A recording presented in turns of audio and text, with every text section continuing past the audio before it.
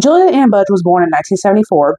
In September 2015, she would get a DUI and would plead guilty to a misdemeanor reckless driving charge. On the fateful day of April 9th, 2022, Julia was driving her car when there were two bikers by the name of Matthew and Adam, who apparently were biking with their sons, who was close behind them. And so Matthew Michael Bulliard was born on February 15th, 1974. He was married, and apparently he had a job where he was working. He basically made like the valves for nuclear items and geothermal walls. And so Adam, the other brother that I mentioned, Adam William, he basically was born on September 27th, 1972. Like I also said, their sons were behind them. The brothers had apparently decided to pull over, I guess, like to take a little break to stop. Julia had apparently said that she needed to shit. Like the urge to shit just came out of nowhere, like uncontrollably. And so she loses control of the car and winds up hitting the brothers with the car. So then, of course, after apparently she hits them, and I guess she realizes that she actually hit somebody, instead of getting out to see if they were okay, she then apparently flees the scene.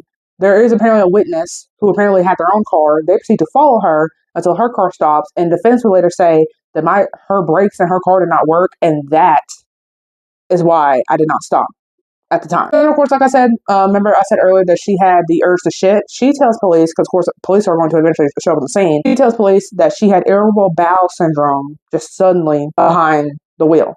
So then, of course, the test is done to her to make sure she's not on any drugs, she's not on any alcohol, and apparently she mostly fails. These drugs that you see on the screen apparently found in her system. There's two other medications that were also found in her system that they are listed for apparently depression.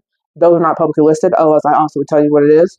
And then apparently she claims that morning of the crash, apparently there was a hospital that gave her fentanyl, the good kind of fentanyl, apparently in her system. So of course they also test for that, and that test came back negative. So then, of course, as you can imagine, both brothers would sadly wind up dying. So she gets Julie once again charged with 2 counts of automobile homicide, 2 counts of failing to remain at the scene of an accident resulting in death, 2 counts of DUI with serious bodily injury operation, 2 counts of reckless driving, and an improper lane change.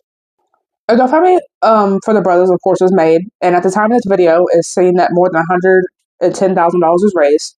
Julie will basically be found guilty of 2 counts of third-degree felony automobile homicide by negligence. The first jury apparently will come back with a split verdict. So then, of course, that means that another trial would have to be done. However, if you search up Julie's name at Utah Department of Corrections, nothing pops up. So even if Julie got punished for this, we don't even know. If anybody knows if Julia served any time for these 2 deaths, definitely let me know.